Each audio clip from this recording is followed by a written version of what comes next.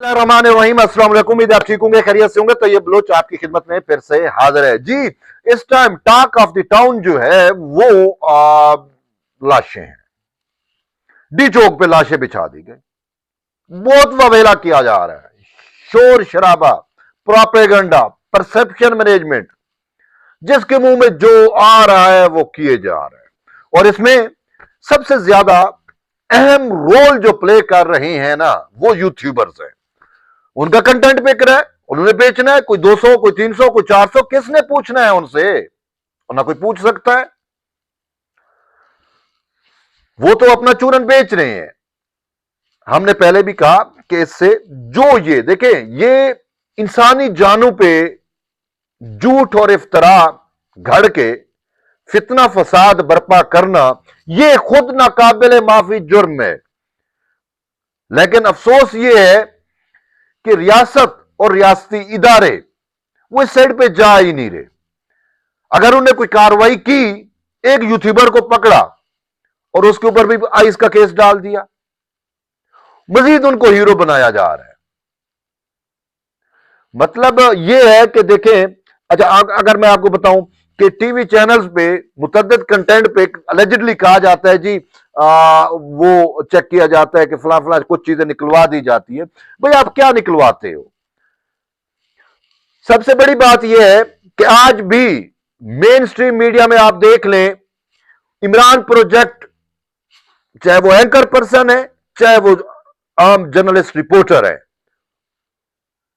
उनको ज्यादा मतलब है। वो बड़ी अहम पोस्टों पे बैठे हुए हैं, बड़े बड़े मीडिया हाउसेस में उनका कब्जा है, और वो मेन स्ट्रीम मीडिया में भी, और वही फिर यूट्यूब पे भी, सोशल मीडिया पे भी वही प्रोपेगेट कर रहे हैं।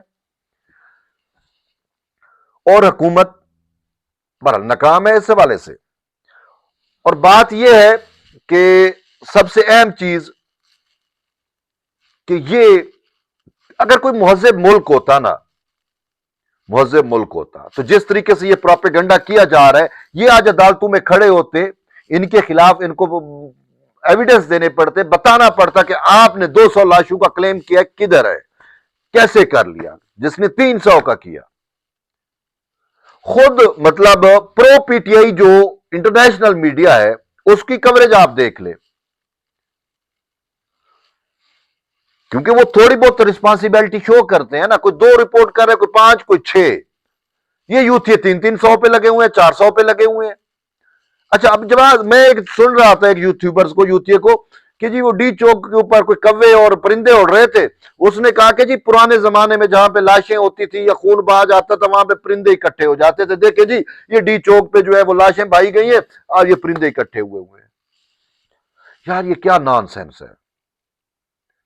और वो चीजें वायरल हो रही हैं, और हुकूमत इस हवाले से या रियासती इदारे इस हवाले से जिन्होंने करना है, वो मैं यही कहूंगा कि भंग पी के सोए हुए हैं, सॉरी टू से।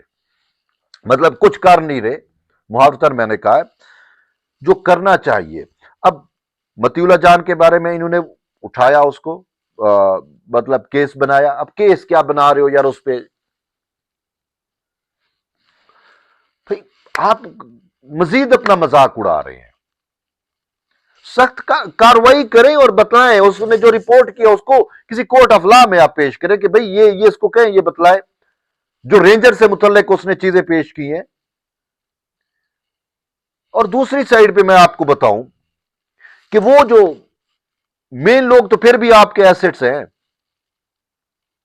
सोशल मीडिया पे सबसे ज्यादा प्रोपेगेंडा कौन करता है? सबसे ज्यादा फेक न्यूज कौन चलाता है? आपके सामने है। ये इमरान रियाज और उसके लोडे लपाड़े जितने भी हैं वो आपके सामने है।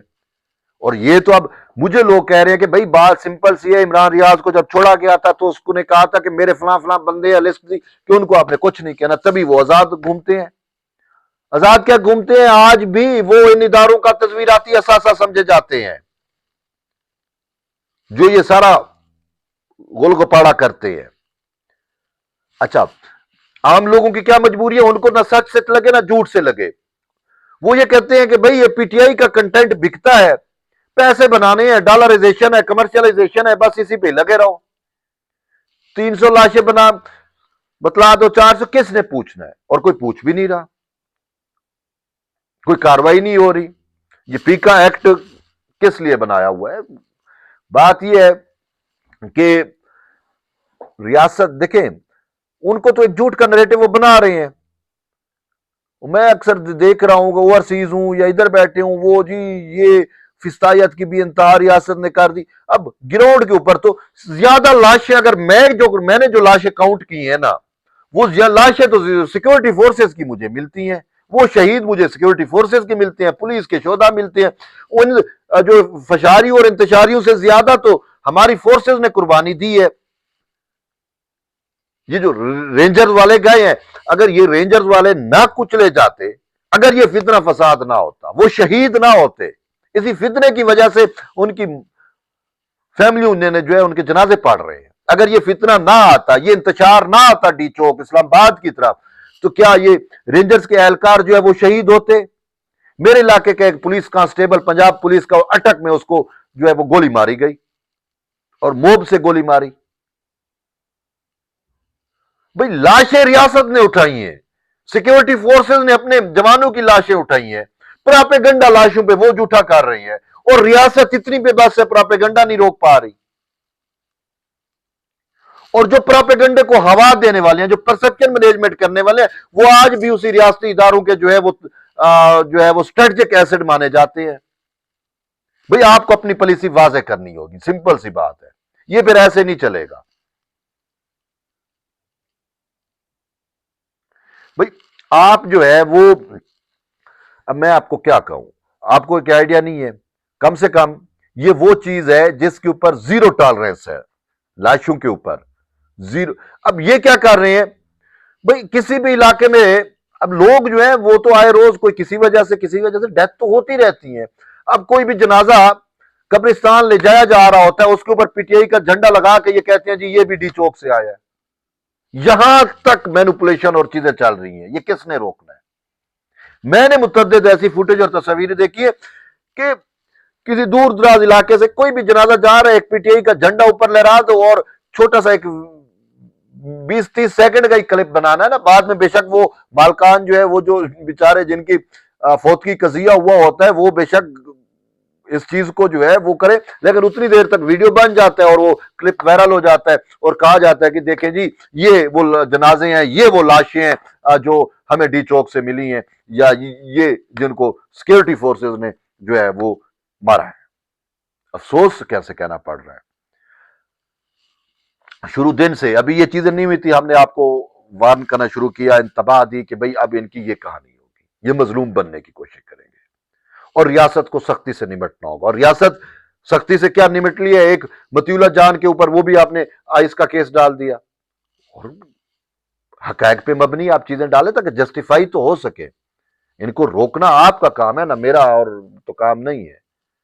वरना ये फितना जो है इन लाशों पे, ये झूठी लाशों पे, फेक लाशों पे पता नहीं क्या कुछ कर जाएगा। आपने नहीं देखा कई ऐसे वाकयात होते हैं कि ये झूठी माएं बना लेते हैं।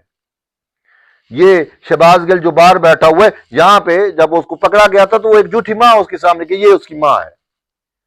वो पंजाब कॉलेज वाला जो मैटर हुआ था तो टिकटॉक पे आपने नहीं देखा, कई उसकी माएं बन गई थी, यूथनियां जो है वो ये हमारी बेटी है, ये फला है, ये फला है। ये किसी हद तक भी फितना फसाद जा सकता है, और इसका मेन सहारा झूठ और इफ्तरा है, और ये उसी को ही लगाम देंगे, उसी को ही तकवियत देंगे, उसी को ही प्रोपेगेट करेंगे, उसी पे ही परसेप्शन मैनेजमेंट बनाएंगे, और पता नहीं आपकी मैनेजमेंट कहां पे है। आप रोकने में मुकम्मल नाकाम है। आज भी इमरान प्रोजेक्ट के सहाफी तमाम मीडिया हाउसेज में बड़ी मेन जगहों पे बैठे हुए हैं। भाई जो पॉलिसी मेकिंग है वो तो आज भी मीडिया की यूथ ये कर रही है।